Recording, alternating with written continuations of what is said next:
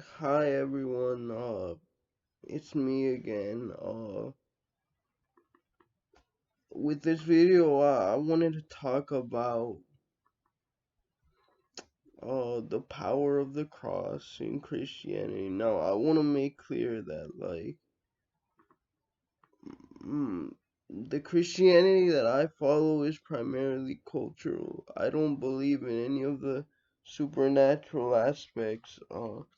I guess I don't like to label myself, but if I had to, I guess you could consider me an agnostic atheist, but I still think it's important to know about theology, know the word, know about all different types of religions, right? But especially one which influences your culture so much. But I just want to talk about um the power of the cross really, and how at least in the Pauline epistles, it's seen as sort of like a unifying power. Um, and why I think that's important, right? Because that the cross really is what makes it so that we we treat each other well, right? Our unity in the cross, in the death of Christ. It erases all distinctions, which gets into another topic. I really don't understand how so many evangelicals, especially here in the United States, can be so nationalistic. That hurts my heart. Um, I mean, we should be against the state.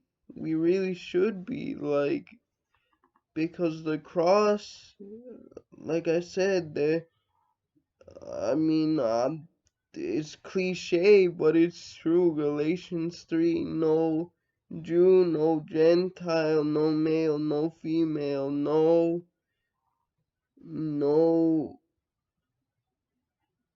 slave or free. I mean, another thing too is that it may seem foolish, and it is foolish. And if you read the epistle to the Corinthians, both in chapter 1 and chapter 3, and in chapter 16, the last one a little bit, right? Um, Paul makes it extremely clear that worrying about these distinctions in anything more than a surface level is dumb, and that no state, no human institution could ever contain the brotherhood of Christ, and that moreover that the character of a Christian has to be like that of a child. You have to become unwise to the world. And what does it mean to become unwise to the world? Well, to perform the golden rule and to look after each other, to be them, to be a doormat, essentially, and be genuine about it, to have your heart circumcised. I It just baffles me that so many people get this wrong, or so many people think that being nationalistic and taking advantage of others through things like that is somehow sanctioned by the Bible. Yes, it's with the prerequisite that you are Christian, right? But at the same time, what about Romans 2, right? Doesn't that say that the cross and the message of Christ goes even further in that? And I know the context is specifically directed of those members of the early church that wanted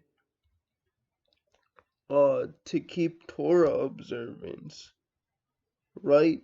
But at the same time, he says, what about those people that don't know about the Torah and they yet still perform the essence of the Torah in their everyday lives? What about those God-fearers, right? Um, and I was thinking about this because we just passed the feast day of Paul and Peter. Uh, and it just again, like, I don't see how anyone can read Romans 2 even in context, right? Even I agree that saying that, oh, it permits anything or universal justification is a bit of a reach, but even in context, when you think about the debates in the early church about Torah observance that were going on, then I still think it's very clear about genuineness of heart and, you know, struggling against all those things which would seek to separate us into Jew and Gentile and black or white. That's honestly part of the reason those of you that have seen my last video know that I talked about it. It's not that things like white privilege or certain cultural proclivities towards lighter skin don't exist. Of course they exist. I talked about them, but it's more about the wider vision. Should we want a world where those things are center stage? And I really don't think so. Um, and so I, I, I really don't know. It's gonna be challenging to move forward, um, in this current climate. It really